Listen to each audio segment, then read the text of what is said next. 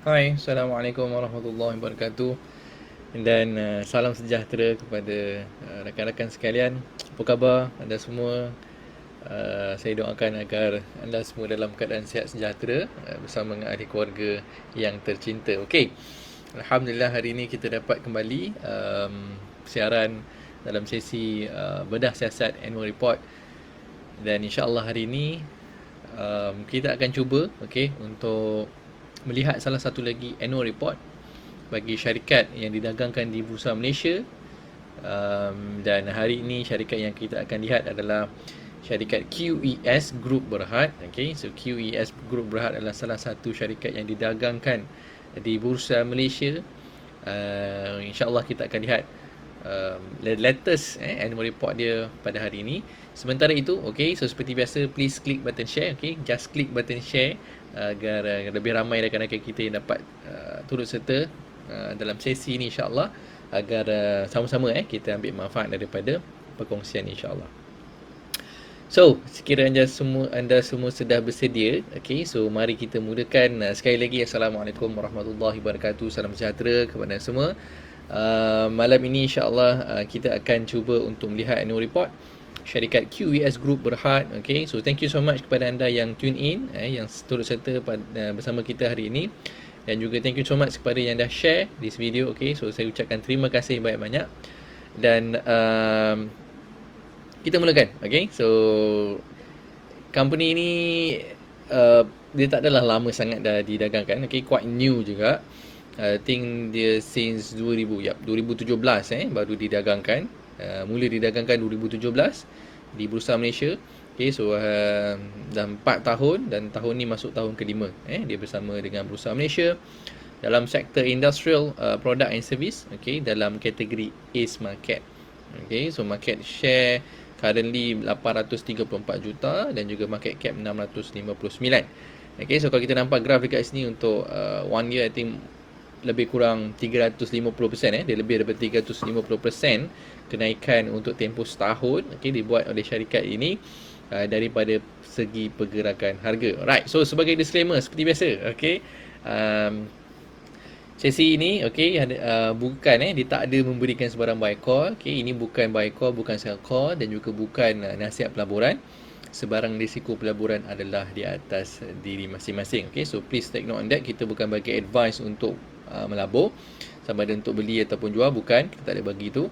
Tapi is more on kajian. Kita untuk buat kajian berkenaan dengan syarikat. Kita nak tahu syarikat tu buat apa, apa behind the company name tu, apa business dia, business model dia, untuk kita lebih faham sebelum kita membuat sebarang keputusan, sebelum ada kita nak melabur atau tidak.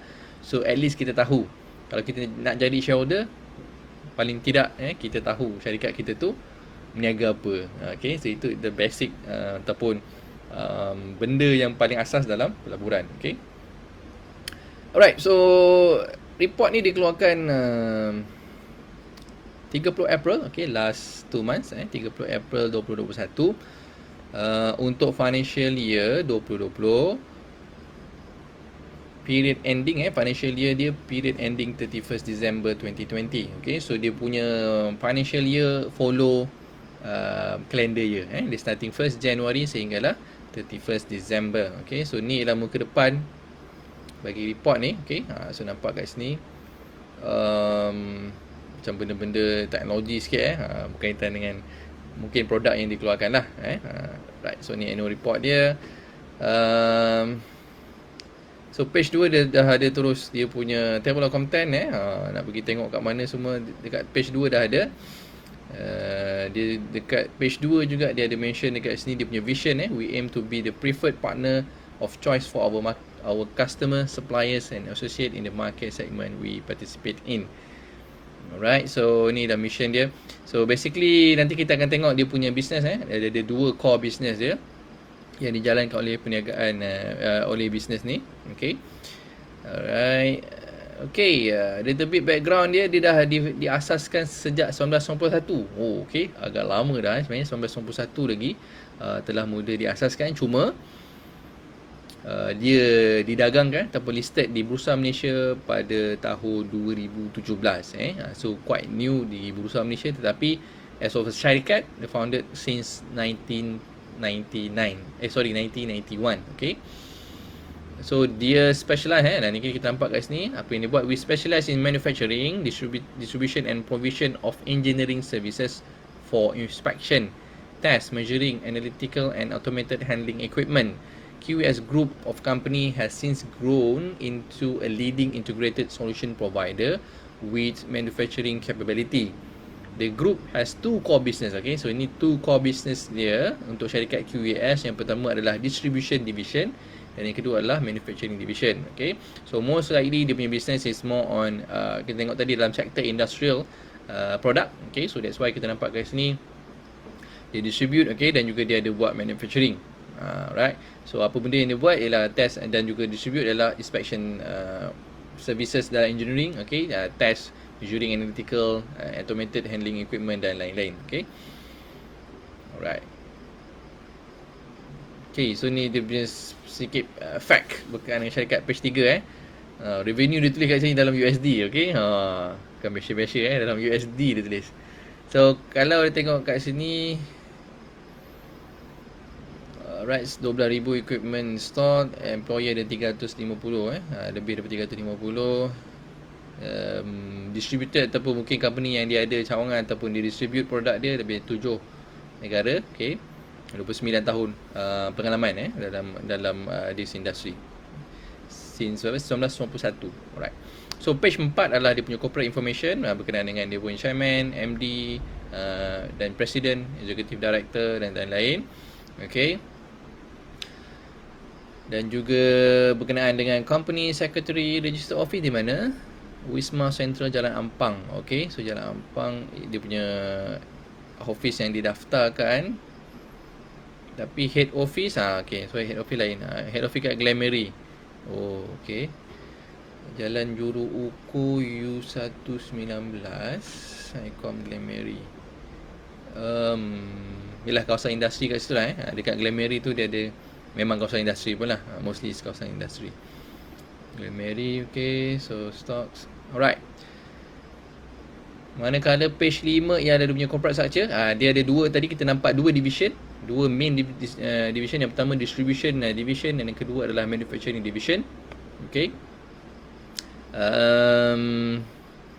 nampak banyak dekat sini subsidiaries dekat distribution lah. Distribution arm dia lebih banyak, manufacturing dia tak berapa banyak lah, ada dua je dekat bawah ni. Yang lain-lain I think wholly owned dan juga ada yang partially owned untuk dia punya subsidiaries.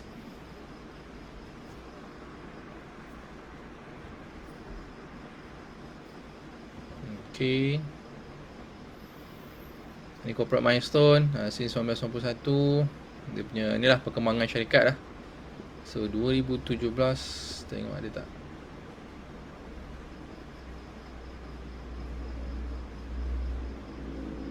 Oh, dia tulis March kat sini. 2018. QES Group listed on the ACE market on 8 March 2018. 2018 baru didagangkan.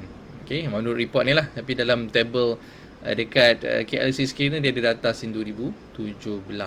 Okay, so page 7 adalah dia punya profile untuk directors. Okay, boleh baca siapa nak baca. Dia punya director, top management semua dia ada dekat sini.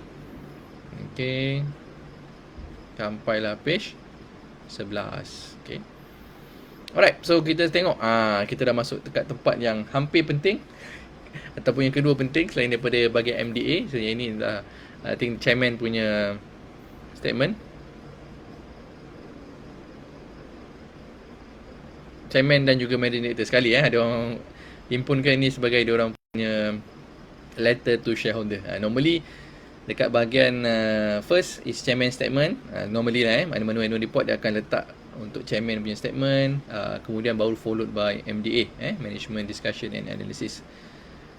So dia shareholder, okay, 2020 cerita macam most of report yang lain, okay, berkenaan dengan COVID-19, pandemic dan sebagainya, recession, crash, okay. Right, so dekat bawah ni, okay, baru dia masuk dekat dia punya financial performance. Okay, alright, so kalau kita nampak tengok table ni, di graph ni lagi senang lah. Kita nampak dia punya revenue, okay, dan juga PATMI dia. Revenue since 2016 dia bagi, okay, tapi listed since 2018, okay, daripada sini. So nampak penurunan lah daripada sejak didagangkan di Bursa Malaysia. So 2018 193 juta revenue, 2019 161 juta, manakala 2020 menurun lagi kepada 155 juta. Okay, so daripada segi revenue kita nampak ada penurunan, cuma daripada segi profit, okay, profit dia nampak beza.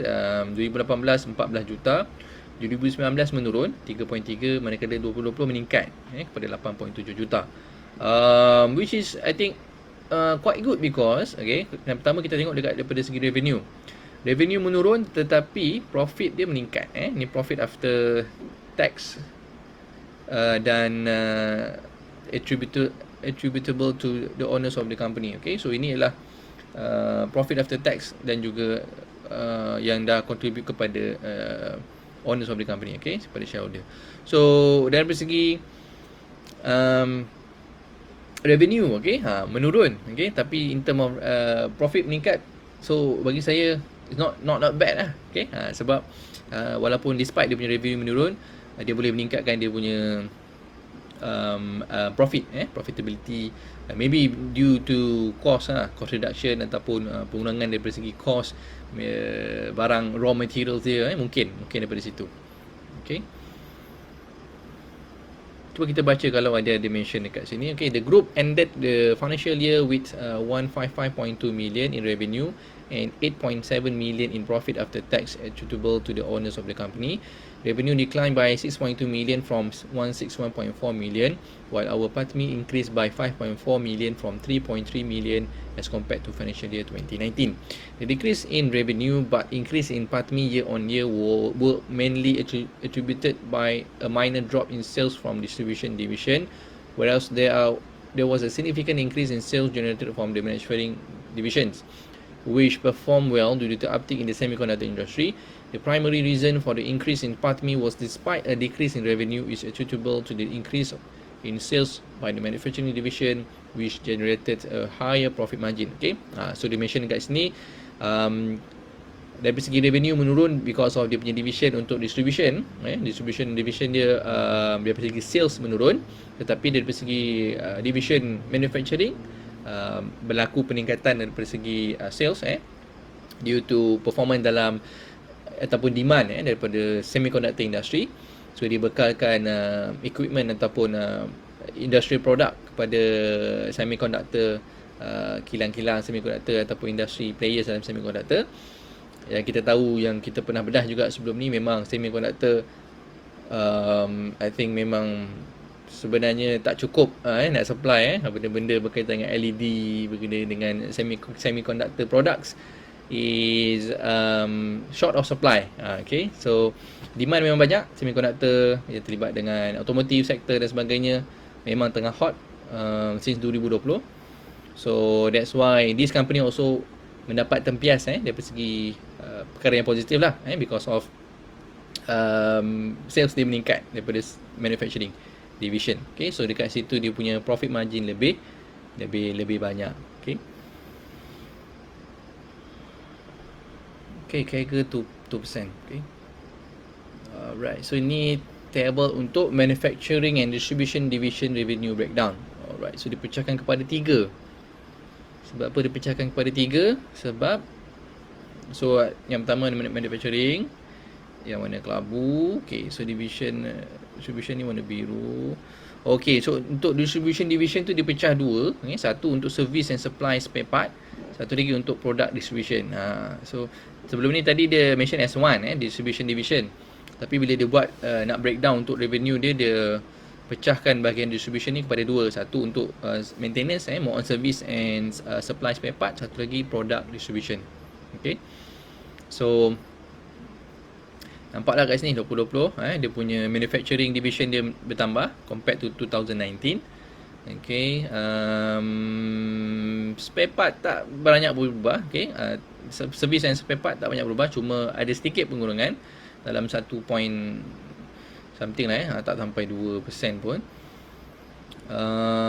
Dan dekat bahagian product distribution, yang ni banyak sikit berkurangan, lebih kurang 9. Sorry, 9, 10, 11, 11% berkurangan dekat bahagian product distribution. Okay. Alright, so kita sambung kat sini bawah ni dia tunjuk recovery in the manufacturing divisions. During financial year 2020, revenue attributable to the manufacturing division had increased by approximately 18 million, marking an increase and approximately 253.5% on year-on-year growth compared to financial year 2019. Contribution from manufacturing division shows an increasing rising trend in semiconductor industry, which boded well and in line with the group's strategic direction to expand the manufacturing division in the future. Okay, so good things yang kita boleh nampak dekat sini yang dia highlight. Okay, so dia dah nampak trend untuk demand bagi semiconductor industry, which is yang kita pun sebenarnya dah notify throughout kita punya research sebelum ni. Okay, semiconductor automotive is on the growth dan juga in hot market lah, because of memang sebenarnya supply tak cukup throughout the world. Memang masalah dunia sebenarnya semiconductor industry. So bila dia melihat kepada perkembangan ni, maka dia punya strategic direction ataupun dia punya plan adalah untuk expand. Okay, so nampak kat sini untuk expand manufacturing division. Bagi mengeluarkan, of course manufacturing dia akan keluarkan produk lah untuk dia supply kepada semiconductor industry player. Okay, so good, kita nampak kat sini. Yang ketiga, maintaining a strong balance sheet. Okay, menarik kat sini. As at 31st December 2020, the group has cash and cash equivalent of 85.4 million. Okay, kat sini 85.4 million, 85.4 juta ringgit cash and cash equivalent, termasuklah in term of short term investment ke dalam money market ke dalam mungkin fixed deposit yang liquid, okay, yang short term fixed deposit ke ataupun cash dalam bank dan sebagainya. Okay, in view of the continued downcast economic climate in financial year 2021 due to the slow resolve of the COVID-19 pandemic, the group is committed to optimize uses of our cash reserve over the next 12 months in ensuring the sustainability of the group. Okay, so dia bagi data dekat sini 1, 2, 3, 4, 5 tahun punya cash reserve. Okay, so nampak peningkatan. Okay, cuma during 2019 ada penurunan sikit. Okay, tapi lepas tu 2020 meningkat. Is huge spike lebih kurang almost 40 juta peningkatan cash reserve dia dalam masa setahun.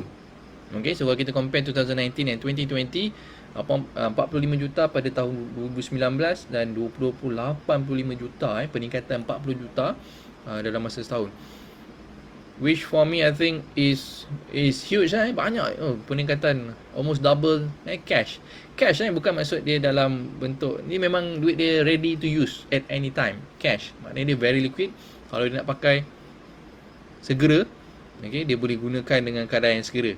Okay, so itu yang dimaksudkan dengan cash dan juga cash equivalent. Okay, so 85 juta cash. Banyak bagi saya, banyak lah untuk company yang Ace Market boleh produce cash at hand banyak ni, is something yang good from the management. Bagi saya is good. Bayangkan dulu 2016 hanya 9 juta je cash, meningkat kepada 51 juta. Of course lah ni waktu dia listing 2018, dia dapat duit lebih lah waktu listing. 2019 menurun sikit. Okay, 2020 despite COVID, despite pandemic, crash ekonomi, krisis, lockdown, tutup tu semua, still dia manage to buat dia punya cash ataupun simpan dia punya cash sebanyak 85 juta. 85 juta banyak. Dia syarikat yang besar-besar pun tak ada cash.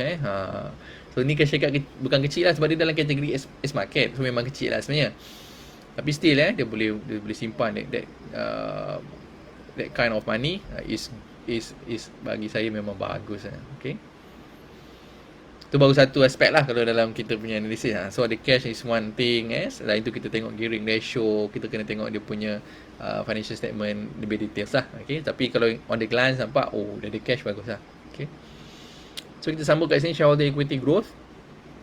Our shareholder equity increased from 89.1 million in financial year 2019 to 11.3 million, mainly due to the proceed from the issuance of the new shares of 19.6 million in respect of our private placement in October 2020. Okay, dia pun ada buat private placement juga tahun lepas, bulan Oktober. Dan I think sebelum ni kita dah memang nampak trend tahun lepas banyak syarikat yang public listed membuat private placement dia macam ni public placement, ni buat private placement, semua buat private placement is dia tak adalah kata dia tak elok ke dia elok, lebih depends on company tu lah dia nak buat apa dengan dia punya private placement tu. Okay, tapi kalau dia memang ada objektif yang jelas untuk growth dan juga untuk expansion dan sebagainya, is good thing. Tapi kalau untuk bayar hutang, then kena more careful kalau kita buat analisis tu. Okay. And a higher PATMI of 8.7 million generated in financial year 2020. Okay.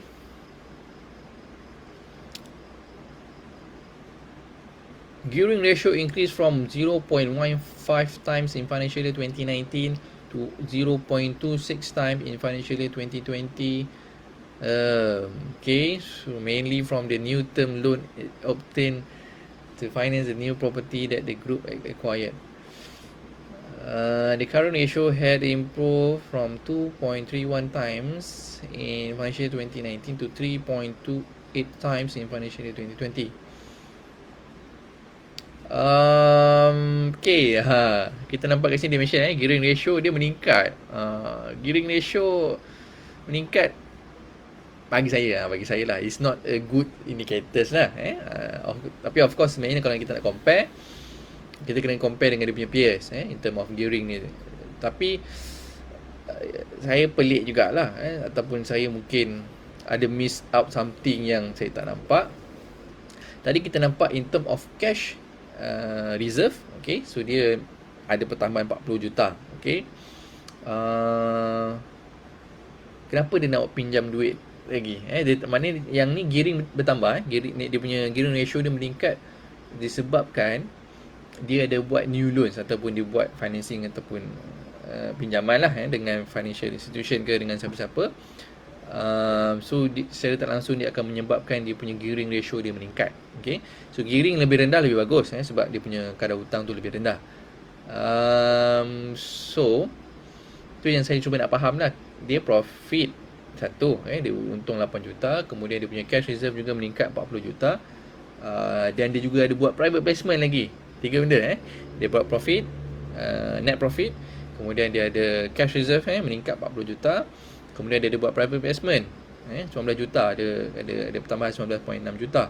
So kenapa nak tambah ataupun memberatkan lagi gearing ratio dia, okay, dengan membuat pinjaman yang baru. Of course ada mention kat sini dia beli property, new property untuk group ni.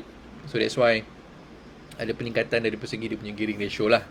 Okay, but still it's up to the management also because dia orang buat decision lah. And also for investor, of course kalau dia boleh justify, I think say okay lah. Kalau dia punya gearing ratio tu taklah tinggi sangat dan taklah terlalu overburden by debt, so still okay. Cuma itulah, tak tahu berapa harga property purchase tu, okay, dan juga kena sama ada dia tinggi atau tidak gearing ratio ni, nak kena tengok dengan dia punya peers, kena tengok dengan competitor ataupun peers dia untuk tahu. So 0.15 I think still okay lah, tapi kalau 0.26 sama ada okay atau tidak boleh tengok dengan dia punya other peers, right? Okay, kat sini sambung business sustainability and development. During financial year 2020, the group has successfully implemented the Oracle NetSuite as a digitalization project partner. With this successful implementation, we can have a more efficient operations as information can be retrieved on a real-time basis for us to make quick and informed decisions. With this investment, we aspire to meet our customer requirement and expectation in terms of quality of services, speed and excellence. The group has also successfully acquired on 4th January 2021 via its wholly owned subsidiaries QES Asia Pacific Sdn Bhd a freehold 5-story detached factory erected on land held under individual title Bandar Glameri. Okay, so dia acquire biasanya yang building ni lah yang dia acquire tu dekat Glameri, measuring approximately 5,833 square feet in the size and price of 21 million. Okay, so mungkin dekat sini yang tadi berlaku yang pertambahan dari segi dia punya loans ataupun gearing ratio tu because of they acquire this property yang bernilai 21 juta ringgit. Okay lah beli property so okay lah financing kalau 21 juta Mega Mary 5 story.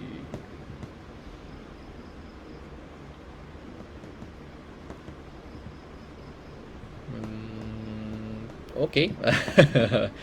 I think acceptable lah kot sebab beli property dan nanti dia boleh masukkan dalam dia punya overhead lah cost untuk installment dan sebagainya. Okay. This acquisition will expand our physical operations space to support the future growth and expansion plans for the manufacturing and distribution division. Okay, so dua division tu akan guna this building yang baru, okay, manufacturing dan juga distribution, bangunan baru yang di acquire di Glenmary. Okay, sebelum ni pun dia punya office pun dekat ni kan, dekat Glenmary juga, so nearby lah kot ni dia punya location ni. Okay.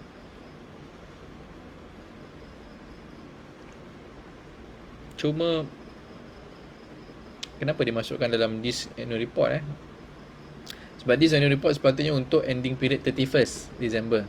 Okay, but still okay lah so dia bagi additional info untuk kita bagus lah. Cuma sebab dia punya financial calendar dia adalah untuk 31st December 2020 sepatutnya. Okay. So on 1st January 2021, QAP was appointed as Nikon Corporation Authorized Distributor and will be responsible for managing the marketing, sales and after sales service of Nikon Corporation Industrial Metrology Product in Malaysia. Okay, so ada satu perkembangan yang baik juga yang mana dia telah dilantik oleh Nikon Corporation sebagai authorized distributor bagi produk-produk Nikon untuk marketing, sales dan juga after sales service di Malaysia. Okay, so it's good. Dia ada pertambahan daripada dalam segmen distribution dia, okay, distribution division dia. People development, okay, QES has always been a people-centric company. As cliche as it sounds, the employees are our most treasured asset. We see human capital as vital engine in accelerate our pace in becoming a cutting-edge solution provider for the market segment that we operate in. Hence, even during the troubling times in financial year 2020, due to the COVID-19 pandemic, the group continued to pay all its employees full salaries and bonuses without cutting any job. Oh, okay, so bagus. Still bayar gaji dan juga ada bonus untuk staff dia. Yalah, dia ada cash reserve banyak, so good lah sebab still boleh manageable lah. Jangan buang orang pula untung-untung pergi buang orang itu memang tak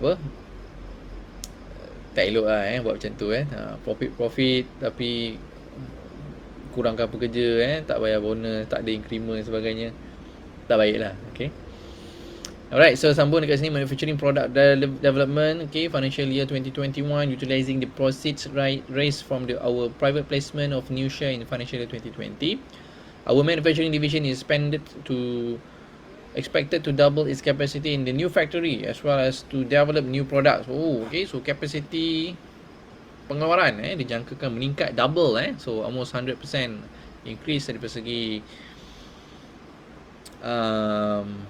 pengeluaran capacity manufacturing division dia, dan juga mungkin akan mengeluarkan produk yang baru.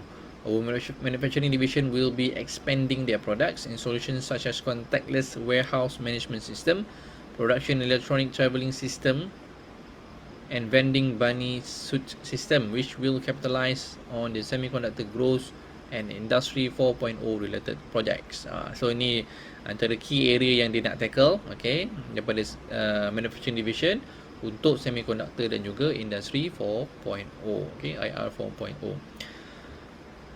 Number 4, factor affecting business. As the vaccination of COVID-19 are beginning to roll out worldwide, the group anticipates a positive shift to the recovery of the economy. We remain hopeful that our customer will embark on capital expenditure spending in financial year 2021 due to the semiconductor industry growth, and with our strong cash balance sheets, we are well positioned to strategize and capitalize on this recovery. Market outlook and future prospect. The economic recovery is expected to be gradual and even amid the pandemic containment measures pending the ongoing rollout of COVID-19 vaccine. While there are expected challenges given the tentative operating landscape, the group remain focused on driven productivity by utilizing digitalizations as much as we can and managing costs in line with the revenue growth. The group long-term business objectives are to generate sustainable earnings supported by a positive cash flow, maintain a positive and a healthy financial position. Okay, so good. Bila saya baca ni saya macam ada confidence sikit lah dengan management. Sebab hari tu dia baca report, alamak, dia cakap pun macam tak meyakinkan kan. Kita pun tak yakin lah. Kalau management sendiri tak yakin, kita lagi tak yakin. Sebab dia yang akan run the business, yang akan duduk di hadapan perniagaan ni, yang akan bekerja keras untuk bangunkan syarikat mereka ni. Tapi kalau dia orang tak ada confident, macam mana investor nak ada confident? Okay, so bila baca ni, okay, walaupun ada challenges, okay, tapi dia keep on focus dan juga drive untuk productivity, nak tingkatkan lagi quality dia punya revenue. So it's good lah. Kita pun walaupun memang akan very challenging, okay, so sebab sebelum ni kita expected our GDP growth is between 6.5 to 7.5%, okay, tapi bila kita berlaku sekali lagi PKP, total lockdown ni, so jangkaan GDP growth menurun kepada 4, ada yang menjangkakan 4.6, ada yang lebih sikit 4.7 dan sebagainya. So dah tak sampai that 6.5 to 7.5. So dia secara tak langsung akan memberi tempias juga kepada syarikat-syarikat, okay. Tapi mungkin this company taklah terlalu affected because dia, kalau kita tengok 2020 pun dia still making profit, okay. So it's a good thing untuk kita noted. Okay, so management sambung. Okay, ni so dia punya sekali lah join punya statement oleh chairman dan juga dia punya president dan managing director. Okay, so group financial highlight kat sini. So kita dah tengok tadi in term of profit, in term of current ratio. Okay, alright, so ini bahagian yang juga penting, iaitu management discussion and analysis. Okay, so far so good. Saya minum air sekejap. Bismillah.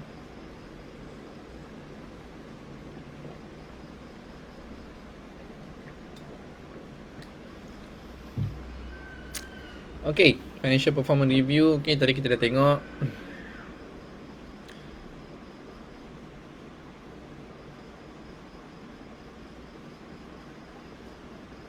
Okay, sorry, dekat sini dia tak nampak. Sebelum ni tak ada. Okay, geographically, Malaysia remains as the biggest revenue contributing country at approximately 36.3% of our total revenue in financial year 2020.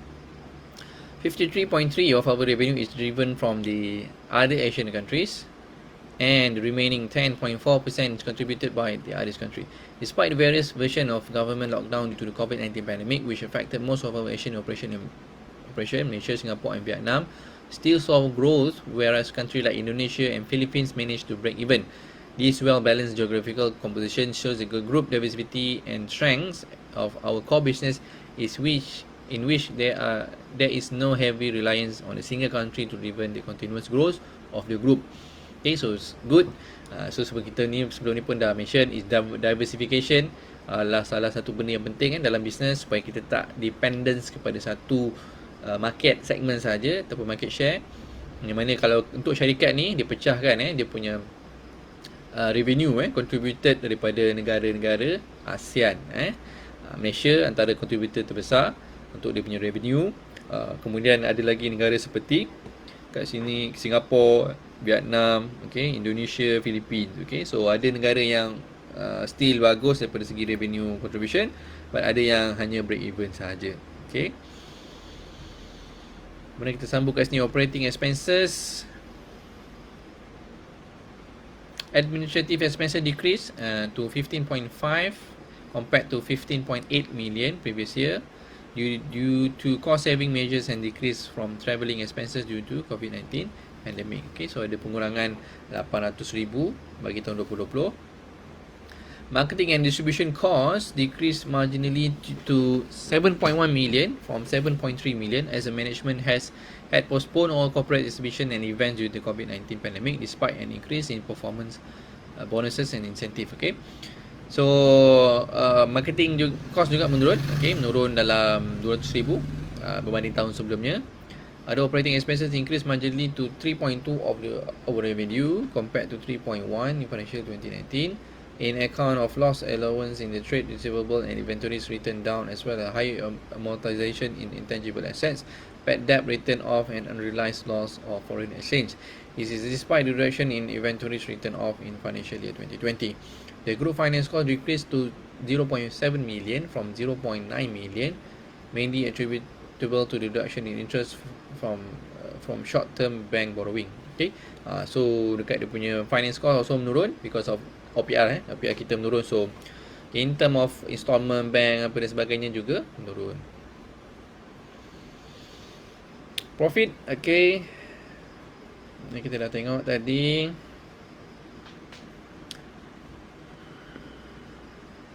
Okay, financial position review, non-current asset decrease. Okay, so very details dekat sini pun dia dah mention semua benda-benda berkaitan dengan dia punya assets dan current dan juga current assets. Okay, so ni kita nampak tadi lah dia punya cash dapat daripada mana. 20 short term investment 16 juta. Sorry, yang first cash kat bank 22.8. Short term investment 16 juta short term, and also fixed deposit in financial institution 0.4 juta. Okay,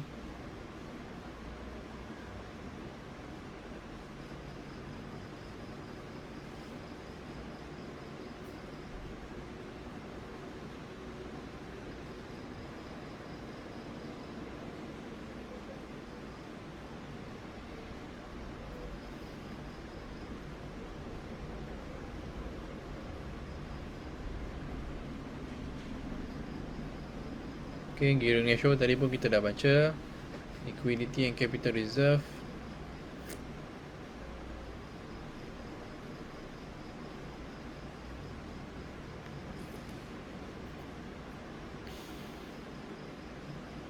Cash flow pun ditunjuk kat sini.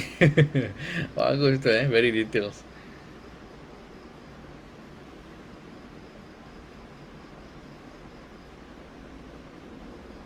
So dia mention kat sini inflow, cash inflow ada dua, satu daripada operating activities, satu lagi daripada investing activities.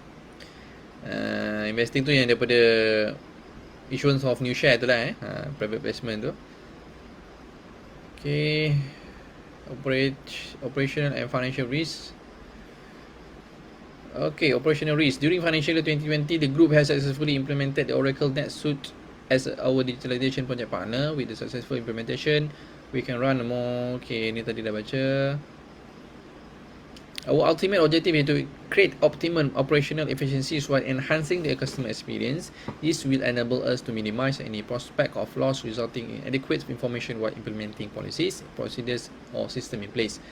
This has been especially beneficial during the COVID-19 pandemic as it has underlined the absolute necessity in fully embracing digitalization in order to support new ways of working from home and connecting with our customer. Okay, so good.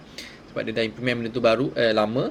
So bila COVID, ramai kena work from home semua, dia orang masih boleh run dia punya operational because dia dah ada benda semua guna digital. Okay, it's good.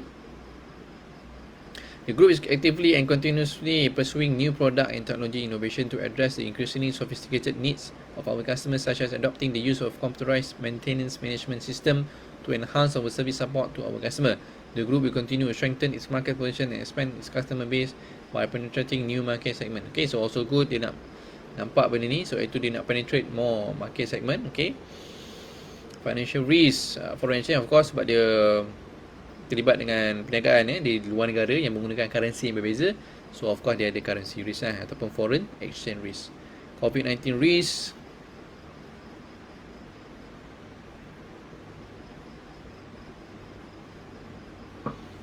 dia taklah risk sangat bila baca ni. Okay, so the COVID-19 pandemic has impacted the economy, companies and people livelihood globally. It has also highlighted that the potential risk and vulnerability of the sustainability of the event most resilient companies.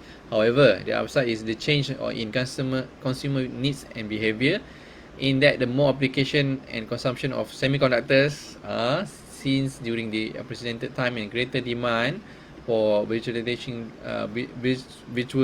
large section of the economy and society, such as work from home, which increase the demand for electronic devices such as computer, laptop, smartphone, servers, and other ways of virtualizations. These trends are likely to increase demand for data servers, cloud usage, contactless and automated solution, and Internet of Things. So ni benda-benda yang kita kata daripada challenges yang boleh menjadi opportunity.